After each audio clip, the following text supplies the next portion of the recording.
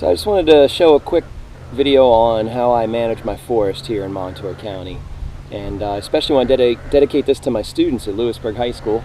I think some folks are surprised to learn that I'm an environmental science teacher who's also a part-time logger, but really being able to know when it's time to harvest trees and how to properly manage a forest is actually an important part of environmental science. Proper forest management is a key part of environmental science. If nothing else, what I've come to realize is a healthy wood economy, that is a healthy, financial aspect to the lumber industry, is actually one of the most important parts of forest preservation. Not everybody keeps a forest just for the sake of the trees. A lot of people keep a forest because it's an investment.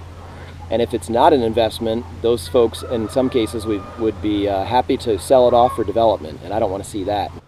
And so a key part of keeping the forest a forest is making sure trees are financially valuable. So this is my 2018 harvest. Mostly chestnut oak, some red oak and black oak mixed in, and I'm about to take a white oak down. Pretty good sized logs, and I'll show you later in the video how I go about measuring and selecting which ones are going to be cut. But I try to do at least a truckload at a time. A truckload is going to be in the neighborhood of 4,000 board feet. That way it's worth everybody's time. You're not going to really monkey around with a log or two logs. You want to deal in aspects that are financially worthwhile. And about 4,000 board feet, which is about what we have here, just a little bit under. But when I'm done here, I think I'll have my 4,000 feet once I take down the next tree.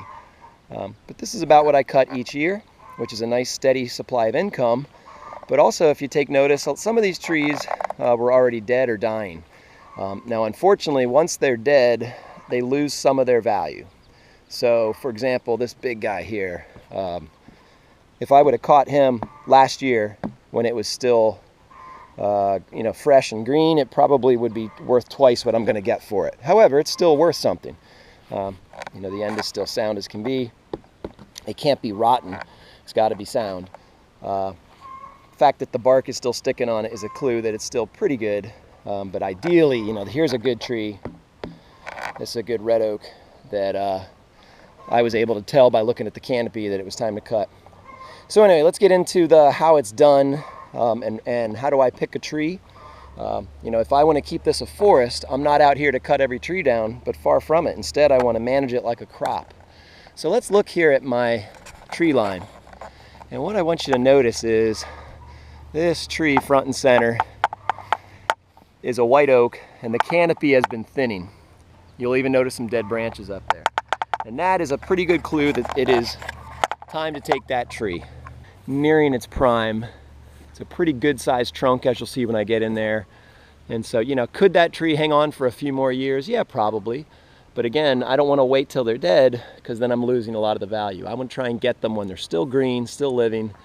And the nice thing about that is I make a little money off of it, but I also then can remove this tree and allow these younger trees a chance to come up, because right now they're kind of stunted. They're underneath that tree, and they're going to just explode in size in many cases once they get that burst of sunlight. So it's managing it as a crop. And you can't even tell, but this forest was actually harvested last year as well. I did the same thing, took out a truckload. And the other nice thing is we heat all with firewood. And so what I do is I save all the tops, as you see here. Here's next year's fuel for my entire winter. Now, I'm obviously going to need a little bit more than that, but I try not to waste anything. So carbon neutral fuel. Carbon neutral because these trees, if they stayed in the woods and eventually died and rotted, decomposed, all that carbon through the carbon cycle would work its way back into the atmosphere. Or if I take this carbon home, this fuel home, and I burn it, the carbon goes back into the atmosphere. My point is, when you're using wood as a fuel, it's pretty much carbon neutral. Now, did it take some gasoline to run the saw? Did it take some gasoline to run the tractor? Yeah, it did, a little bit. Honestly, I think in an entire year I go through 2 gallons of gasoline for my saw. So it's not a major player here. But I love using fuel that is carbon neutral. It's also kind of nice to know it's somewhat self-sufficient. It's all, I'm heating my home using wood that's here on my land. All right, let's get up there and show you how the tree comes down and how I safely cut it, and I'll show you some of the techniques I've learned in my life. Okay, so here's the white oak we've been looking at. Pretty good sized tree. My friend Wayne Latchford says the way he likes to decide if the trees are big enough to come down is to see if he can hug them and touch fingertips. Let's see. Not quite. I'm unable to touch fingertips, so using the Wayne Latchford school of thought, this would be a tree ready to harvest. And realistically, let's say this tree was still healthy. There's no hurry here. I've often heard foresters say, you know, one option is to do nothing when you're looking at a woodlot, and that's absolutely true. But I'm convinced this guy is definitely at its peak in terms of its health. If I turn the camera and look up through the canopy, you can kind of see up through it. And that to me is a clue that this tree's a little bit over the hump. You know, that should be a nice thick canopy, not thinning like that. And I think the cause of the problem of this poor guy, you'll notice somebody harvested its neighbor. This was before my time, because I would have suggested taking both. In my experience, when you take, so this would have been like a split, you know, 2 trees. When you take one, you're introducing a lot of damage and disease to the root system, and that could end up damaging the other, and that's probably what happened here. If I were to guess, this was about 15-20 years ago that somebody harvested this. So normally when you're going to harvest a tree, you want to get as low on the stump as possible. This is your most valuable log here. This is called your butt log. And so ideally, I'd want to cut as low as possible. However, we kind of have this complication of this remnant stump left over. So I'm really taking in the whole thing here, trying to study the best way to do this. Now, odds are when I see this rot on the stump next to it, odds are there's probably not a ton of great wood in here. Now, if there was any leaning to this tree, that would be dangerous, because that would mean there's some tension on the backside. So if this tree was leaning like that, then that would make me really nervous if I started cutting from the back, because I would expect what's called a barber chair. Really, really scary, where when you have all that tension built up, all of a sudden it kicks back really fast, and it's killed people, injured people. And so what I think we're going to do here is I look up and it's pretty straight. I'm going to do a standard back cut, and as I come in, I'm going to take a plastic wedge and I'm going to pound this guy in, and it's going to keep just enough lift that it'll start to lift the tree the way I want it to go, which is that way. I want it to go that direction. All right, so let's start cutting and see how it goes. All right, I was able to get rid of the stump that was kind of hanging on to it, and as you can see, a good portion of the base is already starting to rot, which is probably a key part of the story of why this tree is starting to go. So that to me validates that we're harvesting it now. What makes me a little nervous though is anytime you got a tree with rot in the inside like this, it makes it a little bit less predictable, because what you want is a really good strong hinge. We're cutting here, this is called the hinge, and I want real good wood, not rotten wood, so that the hinge functions properly. The fact that this tree is not really leaning, I still am pretty confident we can make it do what we want it to do. But let me show you a couple things here. On a chainsaw, I like steel. On a chainsaw, there's a manufactured line right here. See that line? And it's also on the top. I use that to aim. So as I was cutting this, I call it a face cut. Some people call it a wedge cut. I'm aiming. And where does that line go? Right where I want it to. That little kind of opening there in the light. Pardon me. And then when I cut the angle here, put the saw there, same thing. I'm looking at that line right there. Another trick I learned when I was working in the woods in Idaho, we used to cut a lot of big timber. And if you have a good axe, it should be a 90-degree angle axe. And once you have your face cut, you stick your axe in there tight, and the handle points which way this tree is going to go. So let's see how accurate it is. According to this, it's going to come down and just miss this hickory here, which would be nice. I'd like to miss the hickory, and I'd kind of like to aim for that little area where there's not much in there but a few saplings. That would be the ideal place. We're probably going to clip some of these branches of the maple and ash next to us, but I don't see any major damage from this guy. If you're wondering, the nice reason that I got rid of that stump over there is we just gained another 2 or 3 feet on our stump. And that's ideal. That's all lumber potentially in there. Plus, when you have a high stump, that's dangerous. There's something called it can jump the stump, and you don't want that. So if I had felled it up here, it can fall a lot more violently a farther distance. Whereas if the stump's going to be here, it should be a pretty predictable down. However, I should still talk about how you exit. You always want to plan, pardon me, you want to plan your escape before you start cutting. And they often say 45-degree angles away from the back of the tree is ideal. So what I'm looking at here is I'm going to be cutting here, and I've got a nice 45-degree angle escape that way. As soon as this tree starts going, sorry, I'm choking on sawdust. As soon as this tree starts going, I am going to, if possible, grab my saw. However, if my saw gets stuck in there at all, I can always buy another saw. So let it go. You don't sit there and try and pull your saw out. It's not worth it. That's how you get killed.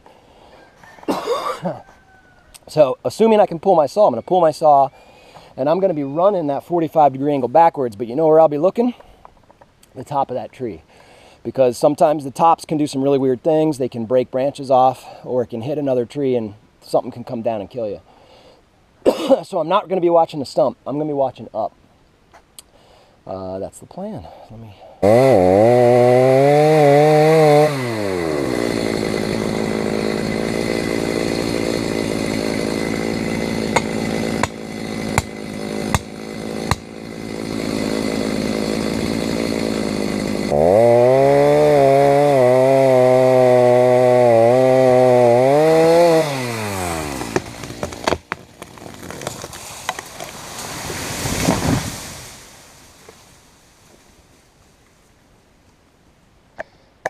There, we missed our hickory, just like we wanted.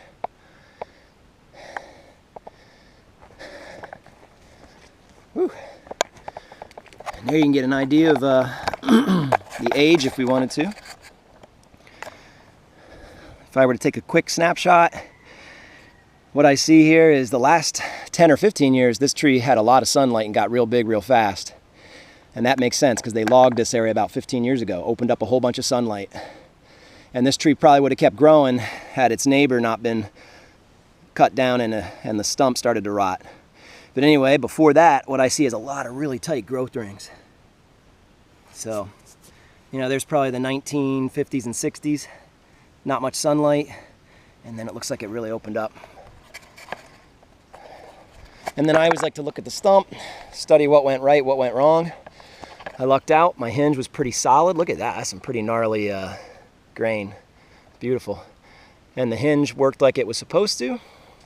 And you'll notice you don't need a huge saw to do trees like this. Some guys think they need a monster saw and ends up wearing you out and you get tired from working that thing all day. So, you know, here I cut, that's almost 4 foot across the stump, and I was able to do that with that little Farm Boss. So you don't need a monster saw if you know how to use it. All right, let's get this thing cut up and I'll show you how we do the measuring. But you know, something that is worth knowing is when you go into the environmental field, even if you're not going to be in necessarily timber harvest, odds are you're going to need to know how to run a chainsaw. I mean, it's a major part of working for a lot of the state agencies, federal agencies. Think about it. Habitat improvement projects, trail maintenance, storm damage, which is an ongoing problem. So, you know, knowing how to use a saw, I think, is a key tool in environmental science toolkit, so to speak. Don't monkey around with any of the old stuff. You want a modern saw that has a chain brake. I would never use anything that didn't have a chain brake. Chain brake is a mechanism so that if I'm cutting and a kick up happens, so if I hit something with the tip of my saw, it's going to come right at my head, but my wrist is going to activate the brake on the chain. You'll hear it click. And it might still hurt to get whacked in the face, but it feels a lot better if the chain's not moving. I forget what the number is, but somebody calculated that chainsaws move so fast that in the reaction time that it would take your brain to realize you're being cut and to move your muscles, something like 100 teeth go through your body. You don't want that. I actually grew up in the woods. My dad was a chainsaw operator, and my dad ended up in Geisinger 2 times with accidents from chainsaws. So, I mean, they're real. The danger is real, but that doesn't mean you can't minimize the danger. I really like the helmets that have all-in-one. I love the ear protection. Some people prefer the little ear buds, you know, little foam thing. I like eye protection. I like the visor because it lets me breathe. Some people like the plastic goggles. But I love the one, you know, all-in-one thing because I can reach up with one hand and flick that down and flick it up. Chaps are a must. This is not about being a show-off. Don't ever run a saw without chaps. These things are not exactly foolproof, but what will happen is they're filled with a real fibrous material, so that when you nick yourself, as you see I did, when the saw hits your leg, these fibers come out and they bind up the chain and stop it.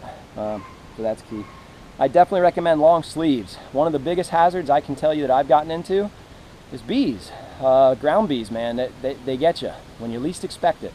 And I've actually got a history of having some really bad reactions, so I have to take it extra careful. But it's usually when you least expect it that you get into the ground hornets. What I'm going to do next is go down to what's called limit, which is I take all the limbs off. I'll probably turn them into a brush pile and create like some habitat for small mammals and birds. They love brush piles. And then what I'll do is take the log itself, the good part of the tree, the valuable part of the tree, and I'll pull it out into the field so you can see, and we'll measure it and cut it. Okay, it's time to bump the knots. Ideally, you always want to be uphill of the log, because odds are if it moves, it's going to move downhill. So I'm standing uphill. And also the nice thing, if I'm cutting from this side of the log on that branch, the tree is protecting me from anything unexpected that the saw can do. So I'm going to go down and try and trim these branches off. Ideally you want it flush with the log, you don't want anything sticking out. And we'll see how that goes. When I was hired as a full-time logger in Idaho, that's what they called me, a knot bumper. A knot bumper was a guy whose job it was is just to keep taking limbs off trees all day long. So I'm going to get my saw and bump some knots.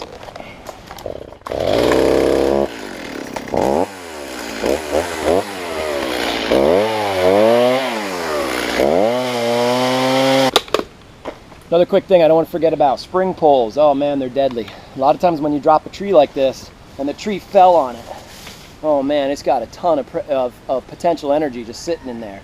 And if you mistakenly think it's just a limb with nothing and you whack it, when it releases, it can come up and really screw a guy up.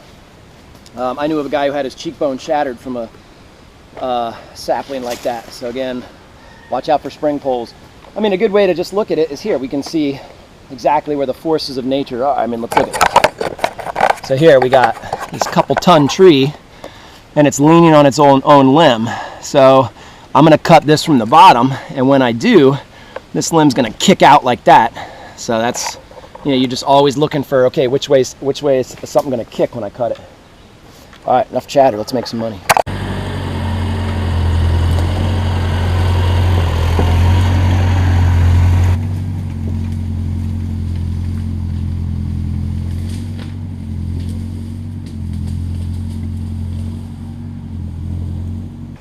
Now we're going to do what's called bucking the logs to length. So you need a tape measure. This is an actual logger's tape. I'll show you how it works in a moment. Sawmills want increments of 2 feet, starting at 8, and in some cases all the way up to 22. So in other words, nobody wants anything less than 8 feet. 8 feet, 10 feet, 12 feet, 14, 16, 18, 20, 22. That said, here in Pennsylvania, I don't think I've ever cut anything longer than 16 feet. 16 feet is a pretty long log, and it's pretty rare you have anything straight enough.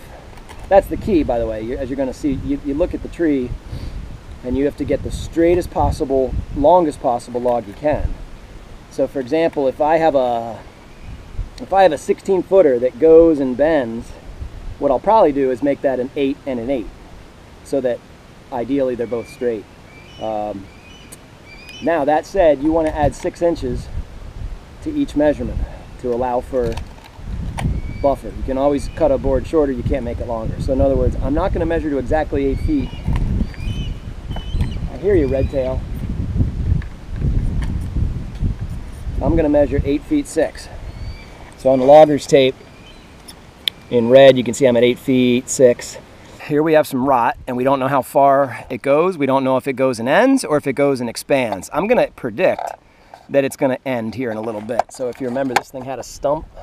You can barely see it, but this was the neighboring tree that must have been cut 15 years ago, and it introduced the rot. So what I'm going to do is take my saw, and I'll cut like a foot in, and then this will go to firewood, and we'll see if it improves, and maybe cut another foot in. Hopefully we don't need to do much more than that, because each time we cut it, we're losing some pretty valuable lumber here in the butt log.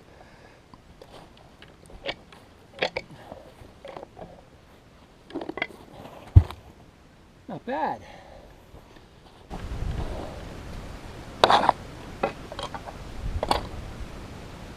All right, cool. So here's what we got. We got the rot. It's still there, obviously, but for the most part, that's off to the side of the log. The sound heartwood is pretty much good to go. I got one more limb to bump. Now let's look at how straight or not straight she is. So as I look down there, right about where those knots start to bump out. I'll show you how this works now. No making fun of my gloves, they're all I got.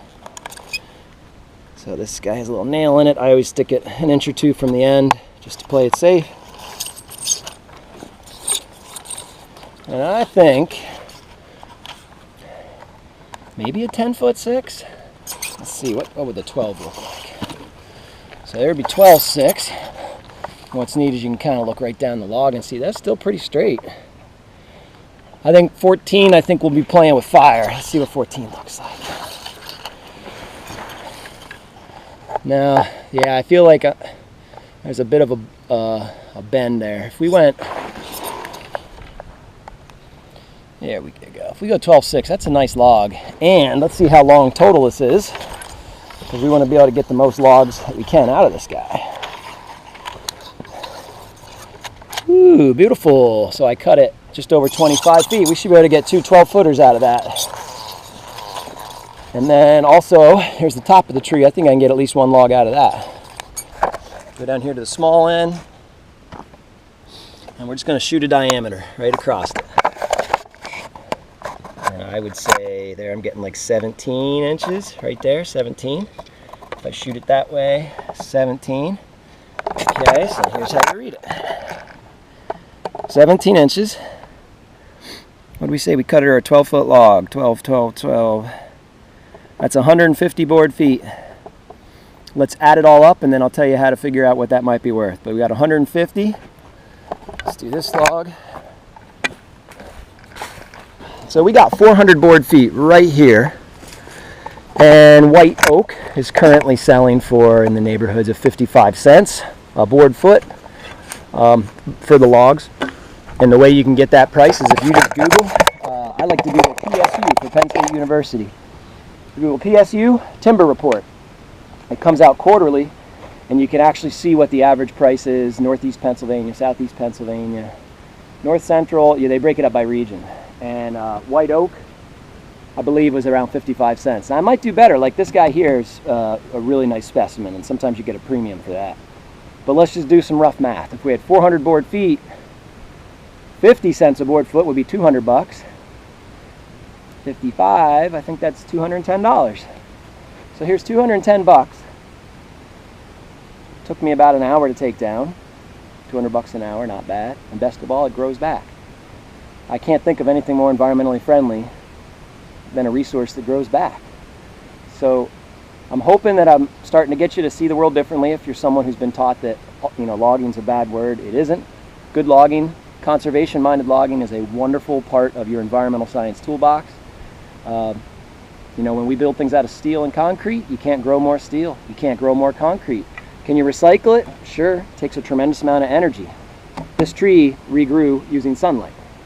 You can't beat it. Wood is a timeless, renewable resource. So where do I hope this ends up? Maybe it'll end up in a hardwood floor. It's a wonderful resource for hardwood floors. I'd rather that than carpet any day. Carpet's made from oil. Oil is non-renewable. So again, if we want to talk about building materials that are renewable, wood's the way to go. And I can't help but take the opportunity to point out that bamboo is not wood. There's some very smart marketing out there trying to convince Americans that bamboo is the environmentally good choice. I disagree firmly, and I encourage you to do your own research. And what you will see is bamboo, where it's native in Southeast Asia, is a wonderful resource, and they should use it there. It's a domestic resource.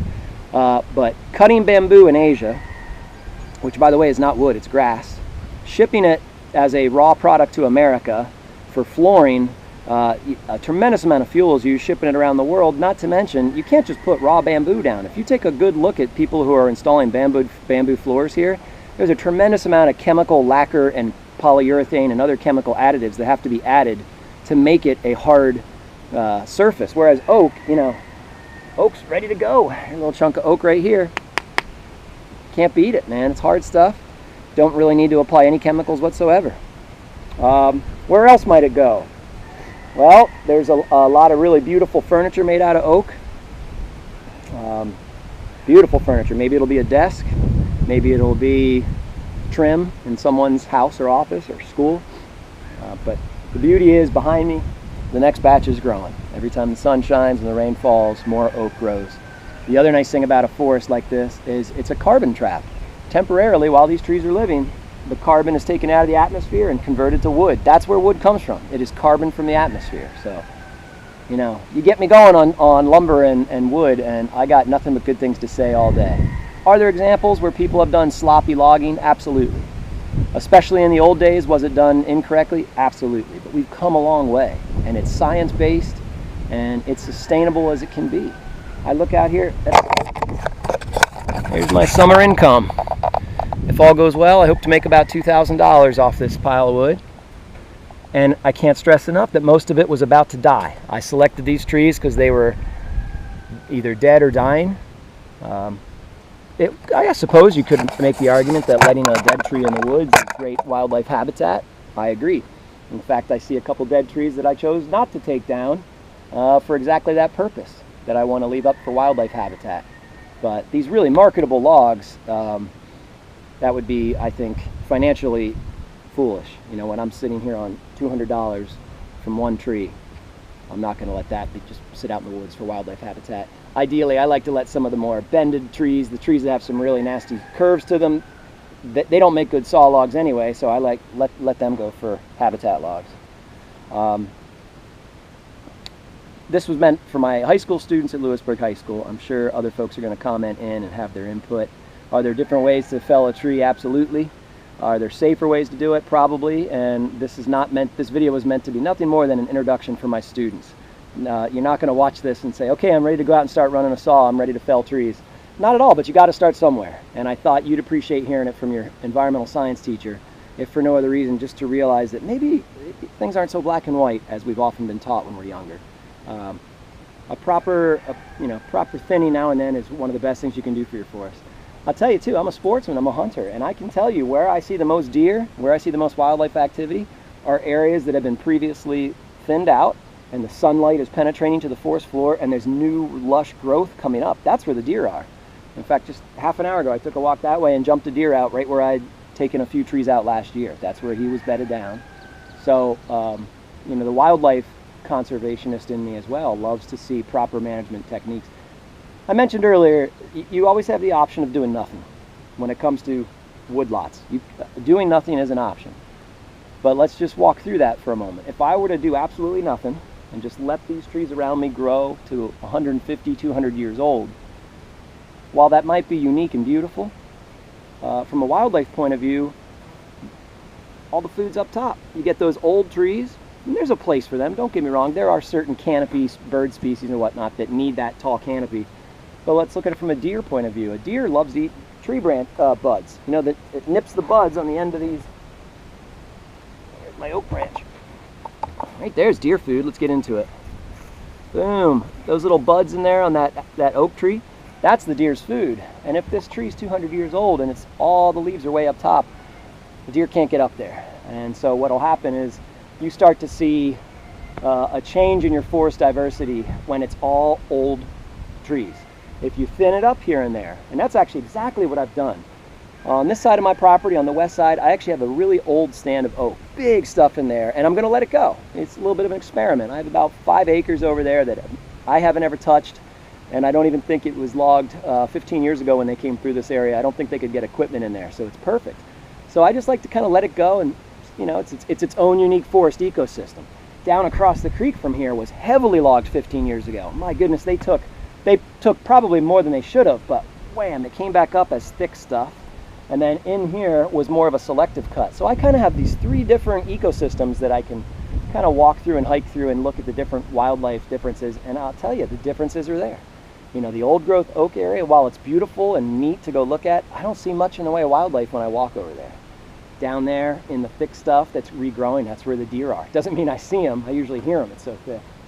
But I like to kind of manage for the different wildlife as well, and so that's another tool that I want you to consider when managing your own woodlot or for someone else. Well, hey, thanks for letting me show you a little glimpse of my world, what I do in the summer and what I do, what I used to do full time. Honestly, if I was not a school teacher, I think I'd work in the woods full time. I absolutely love logging. It's one of my absolute favorite activities. You can always get better at it, which is something that I think really interests me. There's always new methods, conservation practices you can try.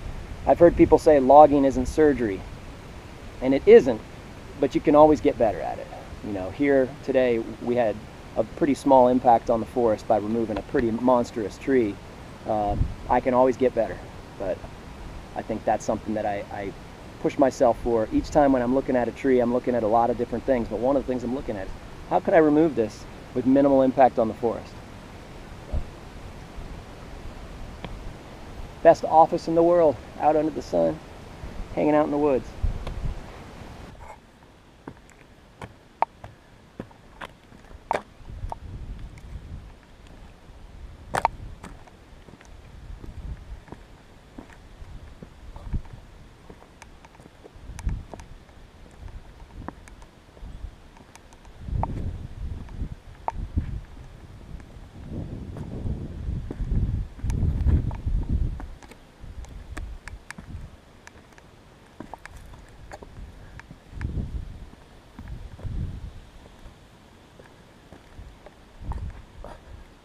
All right, so what's your role in this whole process? Well, I'm a log buyer and forester for Dwight Lewis Lumber Company, and my job is to go out on the road and meet landowners and loggers and buy their timber and buy their logs in order to supply the sawmill to produce grade hardwood lumber. Great, so you just did a measurement of this deck of logs and came up with a figure of $1,600. Mm-hmm. And then what's the next step in the process? The next step is we'll send a truck down, a triaxle log truck that has a self-loader on it, so he'll come in and pick the logs up, put them on the truck bed, and transport them back to the sawmill in Hillsgrove, PA.